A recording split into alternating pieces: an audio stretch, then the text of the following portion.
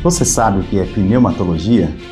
Pneumatologia é o estudo ou doutrina acerca do Espírito Santo.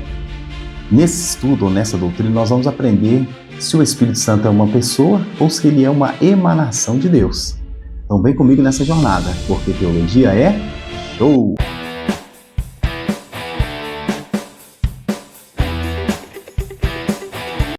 Fala pessoal, Deus abençoe a todos, Pastor Roberto aqui com mais um subsídio das lições bíblicas da Escola Dominical. Hoje lição de número 8, o Deus Espírito Santo. Nós vamos estar estudando uma sequência de aulas ou de estudos sobre o Espírito Santo. É o que abordamos lá na pneumatologia, que é um estudo acerca do Espírito Santo. Então, o tópico 1 da nossa lição vai falar assim, a pessoa do Espírito Santo. O Espírito Santo é uma pessoa.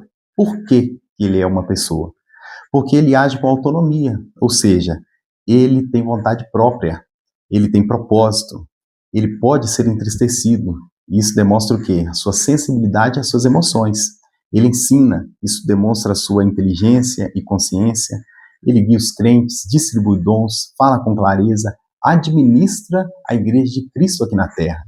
Ele, como pessoa distinta da Trindade, é importante por quê?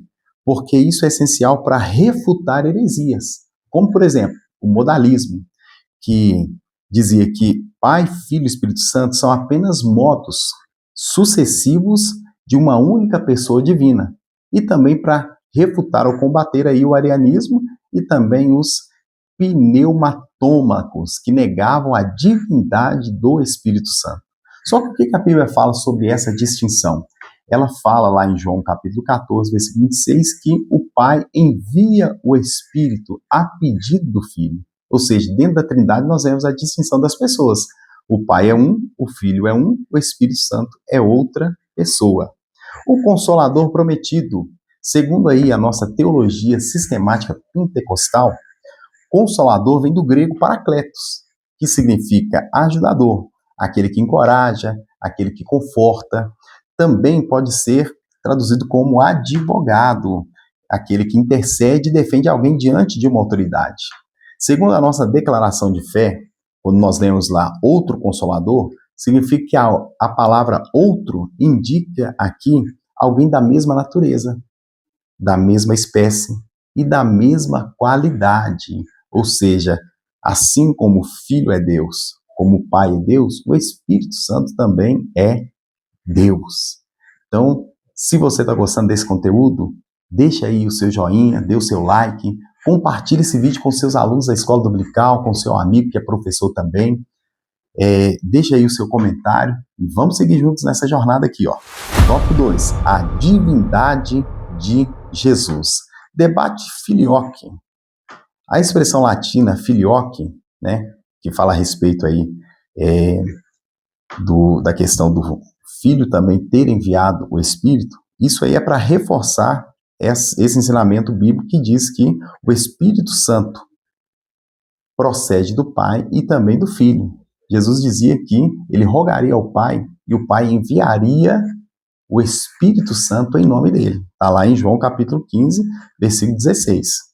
Segundo a nossa declaração de fé, falando sobre o Credo Niceno de 381, ficou estabelecido assim, o Credo Niceno. Cremos no Espírito Santo, o Senhor e vivificador, que procede do Pai e do Filho, o que juntamente com o Pai e o Filho é adorado e glorificado, o que falou por meio dos profetas. Então, o Espírito Santo procede do Pai, mas também procede do Filho. Atributos divinos do Espírito. Tem 4 aí para a gente falar sobre eles. O que são atributos? São particularidades. Nós temos aí atributos comunicáveis na teologia e incomunicáveis. Comunicáveis são aqueles que Deus transmitiu a nós, como, por exemplo, amor, compaixão e por aí vai. Os incomunicáveis são os exclusivos da deidade, como, por exemplo, onipotência, onisciência e onipresença. O Espírito Santo, assim como o Pai e o Filho, pode tudo, sabe tudo e está em todos os lugares. E ele também é eterno, porque esse atributo da eternidade é exclusivo da divindade, ou seja, de eternidade a eternidade, assim como Deus, o Espírito Santo existe. Então, antes da criação de todas as coisas, lá estava o Espírito Santo. Símbolos do Espírito. Segundo Millard Erickson, no seu dicionário de teologia popular, símbolos é algo que significa ou representa outra coisa.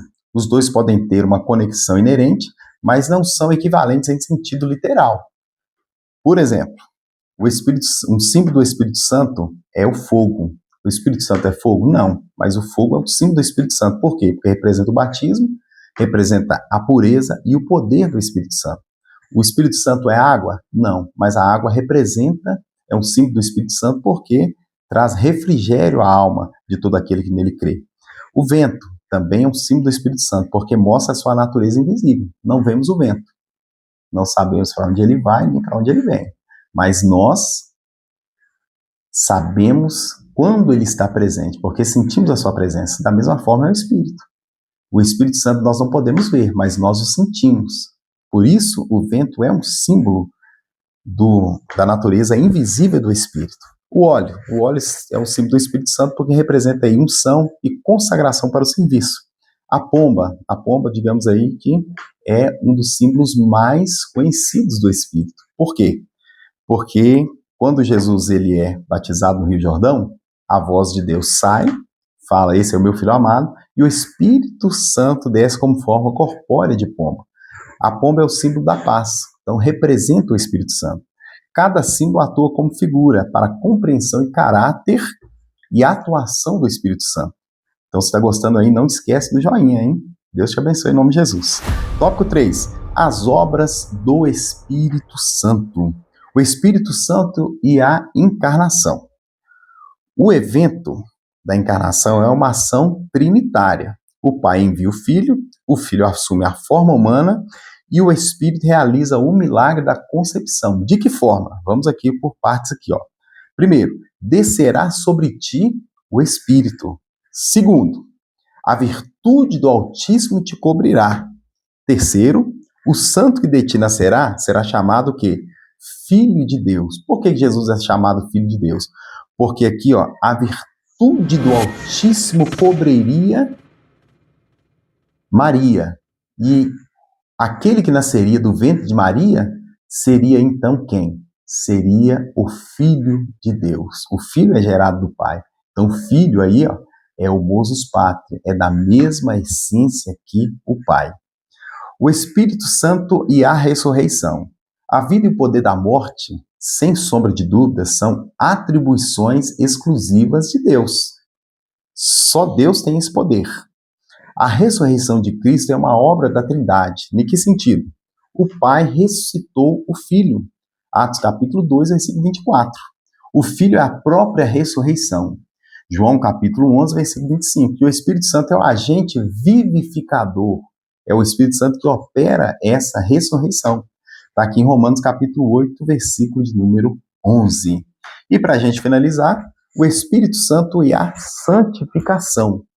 Santificação, segundo o Catecismo de Westminster, é a obra da livre graça de Deus, pela qual somos renovados na totalidade do nosso ser, conforme a imagem de Deus, e nos tornamos cada vez mais capacitados a morrer para o pecado e a viver para a justiça.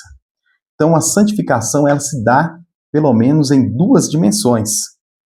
Primeiro, a posicional, que é a santificação na hora da conversão, quando a pessoa se converte, ela aceita Cristo, o Espírito Santo já entra na vida dele, fazendo com que ele seja santificado, tornando ele santo. E temos também a santificação na dimensão progressiva. Depois da conversão, é o processo contínuo de transformação. Não significa só que ele aceitou Jesus e ele já é santo para a eternidade, não. É um processo.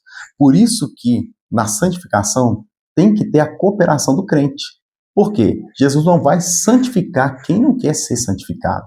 Por isso que Paulo escreve lá aos Gálatas, capítulo 5, versículo 16, que nós devemos andar em espírito e não satisfazer as obras da carne. Então a santificação, ela vem de Deus, mas depende também da nossa cooperação. Devemos desejar ser santo porque Ele é santo. Então a conclusão da nossa lição aí, meus irmãos, é que o Espírito é distinto do Pai e do Filho, mas ele é coigual em essência, poder e glória. Ou seja, o Espírito Santo é Deus. Que esse subsídio aí da Escola Bíblica Dominical te abençoe.